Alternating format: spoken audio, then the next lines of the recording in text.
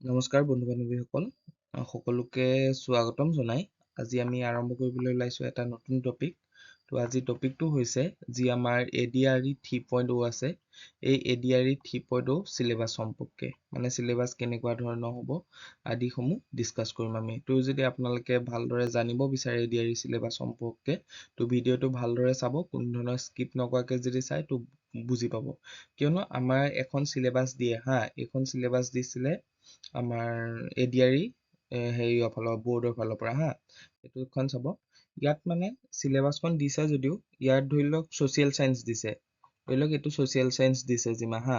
এইটো social science দিছে কিন্তু সোশ্যাল সায়েন্সৰ ভিতৰত কি টপিক পঢ়িব লাগিব সেইটো মেনশন কৰি দিয়া নাই জেনাৰেল নলেজ দিছে জেনাৰেল নলেজৰ ভিতৰত কি টপিক পঢ়িব মেনশন কৰি দিয়া নাই অকল এনেকে দি থৈ দিছে 6টা টপিক তো আপোনালোকে তো জানিব লাগিব কি পঢ়িব লাগিব তো সেই কাৰণে মই গোটেইখিনি ডিটেইলছ ওয়াইজ প্ৰত্যেকটো টপিক ধৰি লওক এতিয়া সোশ্যাল সায়েন্সে আহিলে জিমা সোশ্যাল সায়েন্সৰনো কি পঢ়িব লাগিব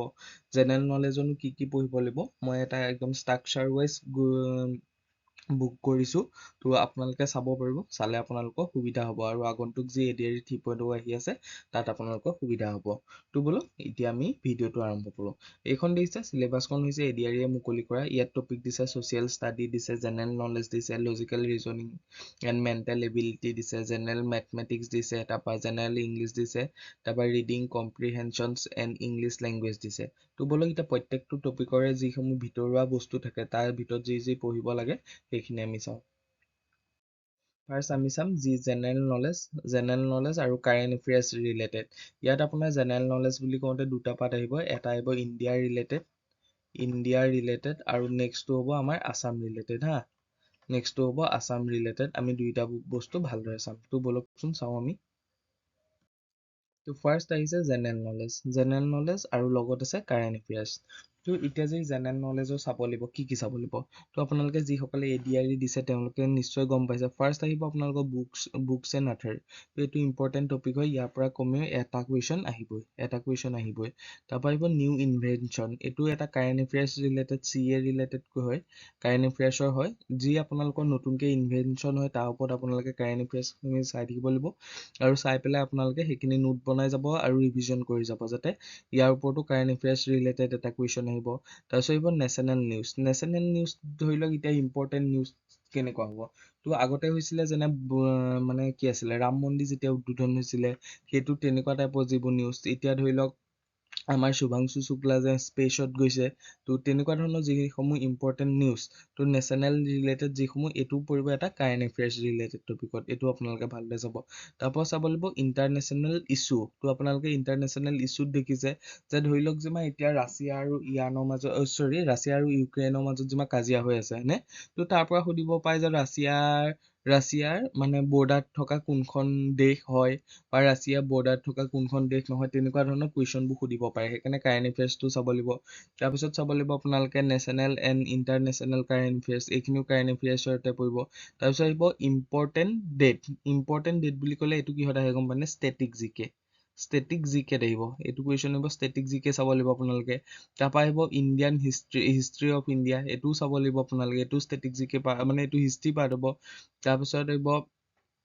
বিচাইড আৰ্টিষ্ট আহিব ইয়াৰ পিছত চাব লাগিব তাৰপৰা আপোনালোকে চাব লাগিব যিসমূহ important tourism and historical important spot আছে অৰ্থাৎ ধৰি লওক আমাৰ নালন্দা ইউনিভাৰ্চিটি ধৰি লওক তাৰপিছত শান্তি নিকেতন তাৰপিছত যি বৃহদেশ্বৰ টেম্পল এনেকুৱা ধৰণৰ যিসমূহ ইম্পৰ্টেণ্ট মানে টুৰিজিম স্পট আছে বা আমাৰ হিষ্টৰিকেল ইম্পৰ্টেণ্ট পইণ্ট আছে সেইখিনি বিষয়ে ভালকৈ চাব লাগিব সেইখিনি কোনে বনাইছিল কেতিয়া বনাইছিল তেনেকুৱা বিষয়সমূহ চাব লাগিব তাৰপিছত চাব লাগিব ইণ্ডিয়া জিঅ'গ্ৰাফিৰ বিষয়ে যেনে ইণ্ডিয়া কোনটো পৰ্বত আছে কোনটো পৰ্বত ক'ত আছে ইণ্ডিয়া গোটেই বাউণ্ডেৰীটো তো এইখিনি বস্তু আপোনালোকে কভাৰ কৰিব লাগিব ইণ্ডিয়ান জিঅ'গ্ৰাফিৰ কাৰণে এইটো চাব লাগিব ইয়াৰ পৰা প্ৰায় 2টা বা 3টা কুৱেশ্যন দিয়া দেখা যায় তাৰপিছত আহিব চাইণ্টিফিক অবজাৰভেশ্যন ৰিলেটেড চাব লাগিব তাৰপৰা ৱৰ্ল্ডৰ অৰ্গেনাইজেশ্যন বুলি ক'লে যেনেকে ইউএন হয়নে ইউএন আহিব তাৰপিছত আহিব ৱৰ্ল্ড হেল্থ অৰ্গেনাইজেশ্যন হু আহিব world trade organisation world trade organisation আদি বিষয় বস্তুসমূহ যিসমূহ আছে এইখিনি বিষয়ে ভালদৰে চাব লাগিব। যেনে এতিয়া পুৰা ফেমাছ হৈ আছে ব্ৰিক্স, ফেমাছ হৈ আছে SCO, ফেমাছ হৈ আছে আদি ৰিলেটেড ইম্পৰ্টেণ্ট বস্তুসমূহ চাব লাগিব। তাৰপিছত চাব লাগিব ফেমাছ প্লেচ ইন ইণ্ডিয়া। তো ইণ্ডিয়াৰ যোনসমূহ মানে পুৰা বিখ্যাত জেগা আছে, বিখ্যাত জেগা যেনে দাৰ্জিলিং আছে, যেনে মুম্বাই, তেনেকুৱা যোনসমূহ ফেমাছ জেগা আছে, ধৰি লওক দেৰাডুন। তো ইয়াৰ ৰিলেটেড যোনবোৰ হিষ্টৰিকেলি বেছি ইম্পৰ্টেণ্ট প্লেচ আছে সেইখিনি বিষয়ে ভালদৰে চাব লাগিব। তাৰপিছত আহিব লাগিব নেশ্যনেল ডান্স। এইটো এটা ষ্টেটিক জিকে হয়। তো ডান্সৰ ওপৰত চাব লাগিব, ডান্সৰ ওপৰত আহি তাৰপিছত চাব লাগিব ক্ৰাউন মানে দেশ আৰু কেপিটেল। তো এইটো আহিব ইণ্টাৰনেশ্যনেল জিকে এটা পাৰ্ট হ'ব এইটো। তো কেপিটেল আপোনালোকে দেখেই যে দেশ এখন দি দিব আৰু দেশখনৰ কোনটো পইচা হয় সেইটো সুধিব। তো আপোনালোকে চাব লাগিব, এইটো বিষয়ে চাব লাগিব। তাৰপিছত চায়েন্স ইন ইন'ভেশ্যন। তো চায়েন্সৰনো কি কি ইন'ভেশ্যন হৈছে, যেনে কুৱেশ্যন সোধে যে ৰেডিঅ' কোনে আৱিষ্কাৰ কৰিছিলে, উৰাজাহাজ কোনে আৱিষ্কাৰ কৰিছিলে আদিৰ দৰে কুৱেশ্যনসমূহ আপোনালোকে চাব লাগিব। তাৰপিছত চাব লাগিব পলিটিকেল চায়েন্সৰ আৰ্টিকলটো ইম্পৰ্টেণ্ট হয়, চিডুল ইম্পৰ্টেণ্ট হয়, পাৰ্ট ইম্পৰ্টেণ্ট হয়। কিয় আপোনালোকে দেখে যে ফাণ্ডামেণ্টেলছ ৰিলেটেড কুৱেশ্যন সোধে, যেন ৰাইট টু ইকুৱেলিটি কোনটো চেপ্টাৰত আছে, বা ৰাইট টু এডুকেশ্যন কোনটো পাৰ্টত আছে। তো তেনেকুৱা ধৰণৰ কুৱেশ্যনসমূহ অহা দেখা যায় প্ৰত্যেকবাৰে। তো সেইকাৰণে আপোনালোকে পলিটিকেল চায়েন্সৰ পৰা কুৱেশ্যন আহে, প্ৰায় 2 পৰা 3টা কুৱেশ্যন আহিব। পলিটিকেল চায়েন্স বহুত ইম্পৰ্টেণ্ট টপিক হয় এডিআৰ ৰ বাবে। তাৰপিছত আহিব ইণ্ডিয়াৰ নেবাৰিং কাউণ্ট্ৰি, মানে যোনবোৰ ইণ্ডিয়াৰ চুবুৰীয়া ৰাষ্ট্ৰ আছে তাৰ বিষয়ে জানিব লাগিব। যেনে পাকিস্তানৰ ৰাজধানী কি তেনেকে সুধিব, ভূটানৰ ৰাজধানী কি, ভূটানৰ কাৰেঞ্চি কি আদি ইত্যাদি কুৱেশ্যনসমূহ আপোনাৰ নেবাৰিং ষ্টেটৰ পৰা সোধে। তাৰপিছত আহিব ইণ্ডিয়াৰ ইণ্ডিয়ান যোনটো কালচাৰৰ বিষয়ে আপোনালোকে ভালদৰে জানিব লাগিব। তাৰ পৰাও কুৱেশ্যন আহে। মিউজিকৰ ৰিলেটেড ধৰি লওক আমুক মানে 4জন আপোনাৰ ব্যক্তি দি দিব। তাৰপিছত কোনজন হিন্দুস্তানী মিউজিকৰ লগত ৰিলেটেড, কোনজন কাৰ্নেটিক মিউজিকৰ লগত ৰিলেটেড, তেনেকুৱা ধৰণৰ কুৱেশ্যনসমূহ আহিব। আৰু লাষ্ট চাব আপোনালোকে হেণ্ডিক্ৰাফ্টছো ইম্পৰ্টেণ্ট হয়। তো আপোনালোকে এইখিনি এনেদৰে চাব লাগিব। যদি আপোনালোকে ভাবে যে আমি এটা জেগাতে পঢ়িম বুলি, তেন্তে মই আপোনালোকক জনাওঁ যে মই এডিআৰই নিজে দুবাৰকৈ পাছ কৰি থৈছোঁ। সেইকাৰণে মই ভাবিছোঁ যে মোৰ যিসমূহ নোট প্ৰস্তুত কৰিছিলোঁ সেই নোটসমূহ মই ভিডিঅ' আকাৰে আপোনালোকক দি যাম বুলি ভাবিছোঁ। ডেইলি 2 বা 1 মানে 2টা পৰা 3টা ভিডিঅ' দি যাম বুলি মই মনতে ভাবি আছোঁ। যদি আপোনালোকে ইণ্টাৰেষ্টেড হয় তেন্তে জনাব, মই দি যাম। হা, এতিয়া চাওঁ বলক আছাম ৰিলেটেড যিখিনি জিকে টপিক। তো আছাম ৰিলেটেড যিখিনি টপিক ফাৰ্ষ্ট চাব লাগিব আপোনালোকে আছাম হিষ্ট্ৰীত চাব লাগিব, যেনে এনচিয়েণ্ট হিষ্ট্ৰী চাব লাগিব ফাৰ্ষ্ট। তাৰপৰা মিডিল হিষ্ট্ৰী চাব লাগিব। তাৰপিছত চাব লাগিব আপোনালোকে মডাৰ্ণ হিষ্ট্ৰী চাব লাগিব। তো আপোনালোকে এইখিনি বস্তু চাব লাগিব। এনচিয়েণ্ট হিষ্ট্ৰী বুলিলে আপোনালোকৰ যি ব্ৰহ্মন ডাইনেষ্টি আছিলে, শালস্তম্ভ ডাইনেষ্টি আছিলে, তো তাৰপিছত আৰু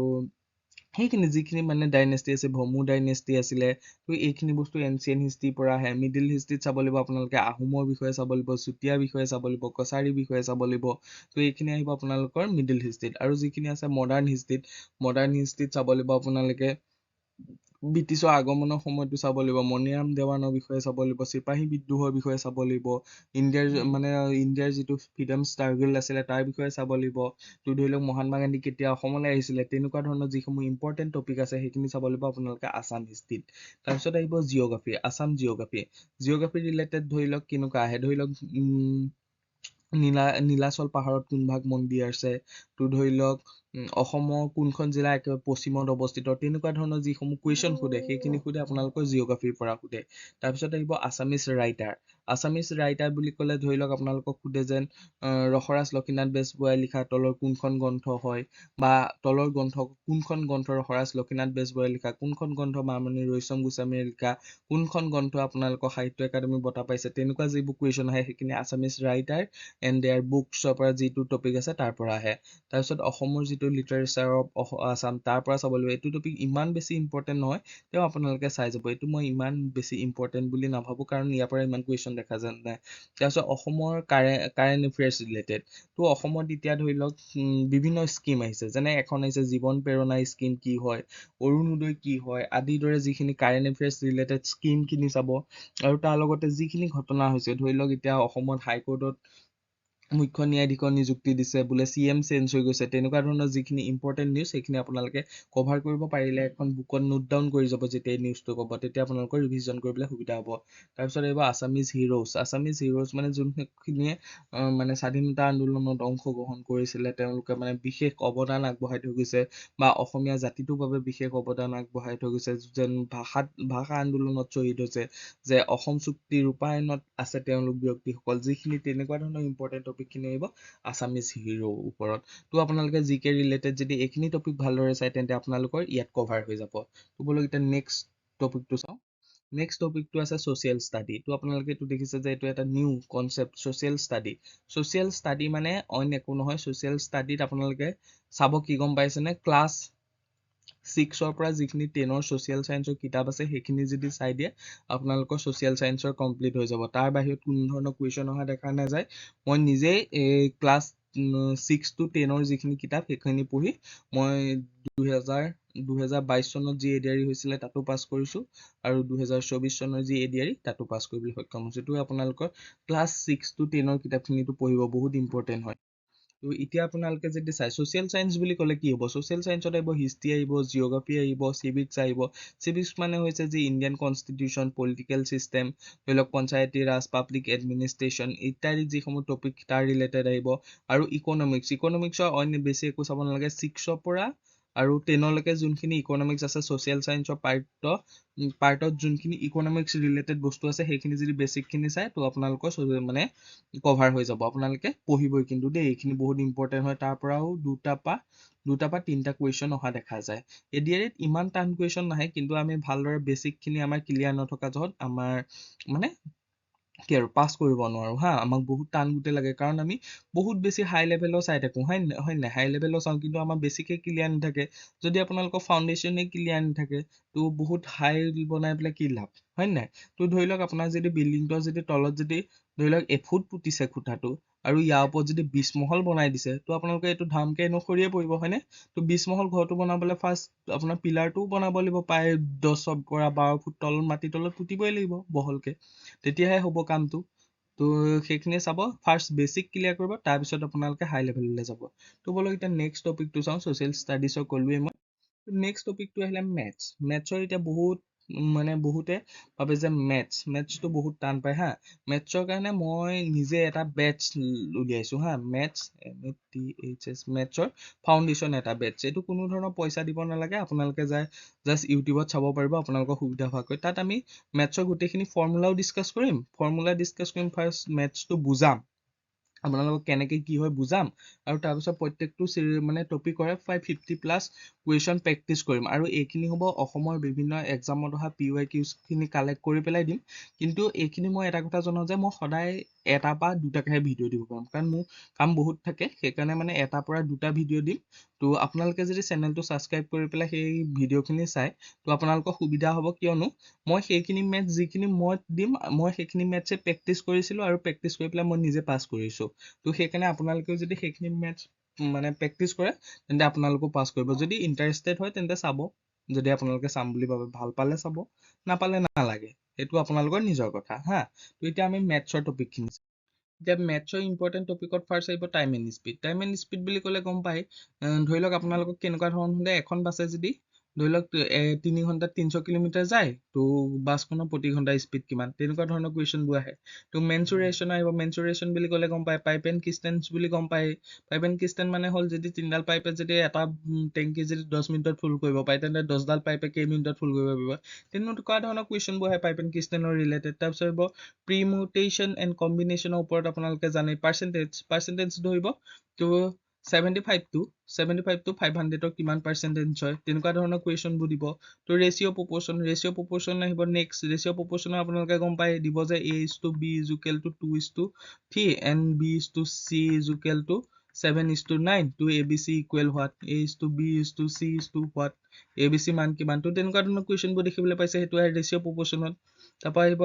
এৰিথমেটিক এপ্টিটিউডৰ আহিব প্ৰবেবিলিটি কুৱেশ্যন আহিলে আপোনালোকৰ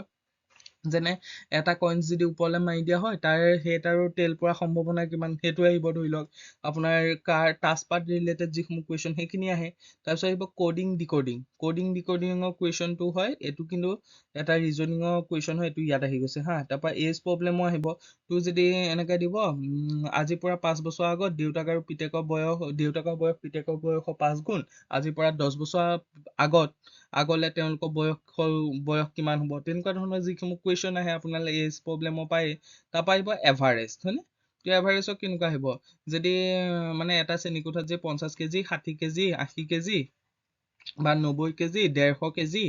প্ৰায় 500 কেজি ওজনৰ যদি 5টা ল'ৰা থাকে তেওঁলোকৰ এভাৰেজ ৱেইট কিমান তো তেনেকুৱা ধৰণৰ কুৱেশ্যনবোৰ আহিব এভাৰেজত নাম্বাৰ চিষ্টেম বুলি ক'লে গম পায় নাম্বাৰ চিৰিজত আহিব যে আটাইতকৈ সৰু পূৰ্ণ সংখ্যাটো কি তাৰপিছত আহিব ধৰি লওক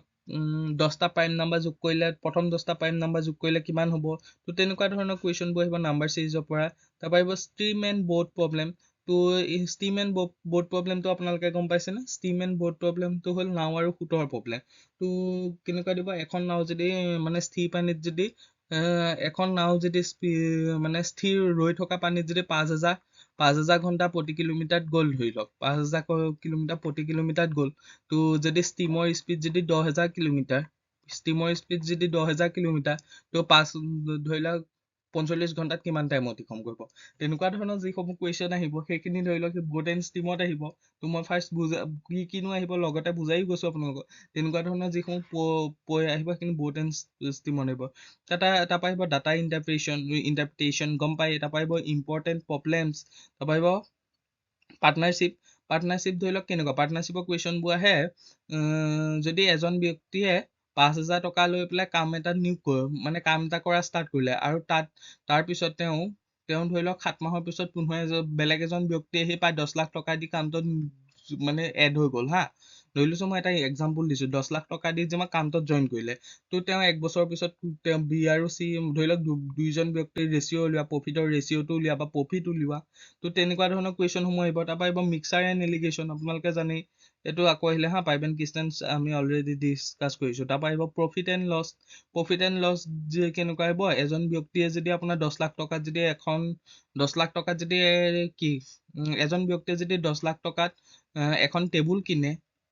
10 লাখ টকাত এখন টেবুল কিনিলে আৰু সেই টেবুলখন যদি 50 লাখ টকাত বিক্ৰী কৰিলে তেওঁ কিমান প্ৰফিট অৰ্জন কৰিব তো তেনেকুৱা ধৰণৰ যিসমূহ কুৱেশ্যন আহিব তো সেইটো প্ৰফিট এণ্ড লছত আহিব তো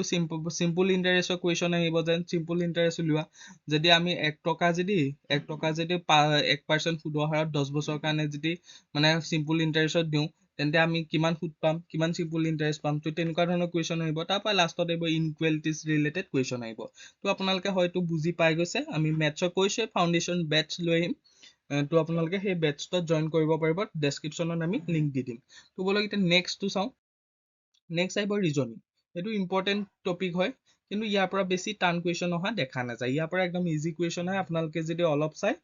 ৰিজনিঙৰ গোটেই মাৰ্কছ মানে স্ক'ৰ কৰিব পাৰিব মইতো এক্সাম দিবলৈ গ'লে ফাৰ্ষ্ট ৰিজনিং কৰোঁ তাৰপিছতহে বেলেগলৈ যাওঁ তো এতিয়া আহিব ৰিজনিং ৰিলেটেড এইখিনি লজিকেল ডিডাকশ্যন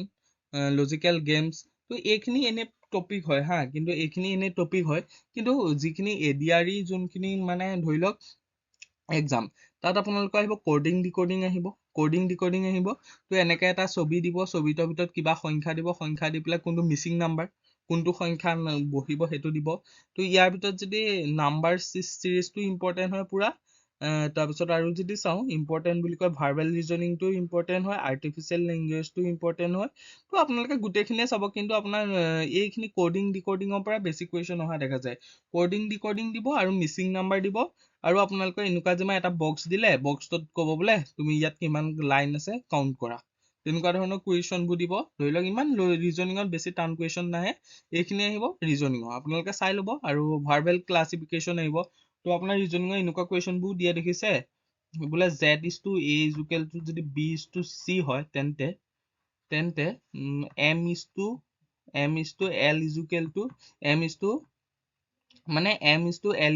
কি হ'ব ML কি হ'ব তো তেনেকুৱা ধৰণৰ যিসমূহ ৰিজনিঙৰ আছে তো আপোনালোকে যদি ৰিজনিঙৰ প্ৰেক্টিচ কৰিম বুলি ভাবিছে একদম বেষ্ট মানে পুৰা ভালদৰে প্ৰেক্টিচ কৰিম বুলি ভাবিছে অইন একো কৰিব নালাগে, আপোনালোকক ভাল বুদ্ধি দিছোঁ, আপোনালোকে SSC GD ৰিজনিঙৰ এটা ছেট কৰি দিয়ক, আপোনালোকৰ ADR কাৰণে একদম থাৰ্ড গ্ৰেডৰ কাৰণে কমপ্লিট হৈ যাব। আৰু এইখন যিখন চিলেবাছ বুক কৈ আছো এইখন থাৰ্ড গ্ৰেডতো কামত দিব, ফ'ৰ্থ গ্ৰেডতো কামত দিব হা। এইখিনি বস্তু আপোনালোকে ভালদৰে চাব। তো এইখিনিয়ে আছিলে আজি, গোটেই চিলেবাছখিনিৰ কথা ক'লোৱেই। যদি ভিডিঅ'টো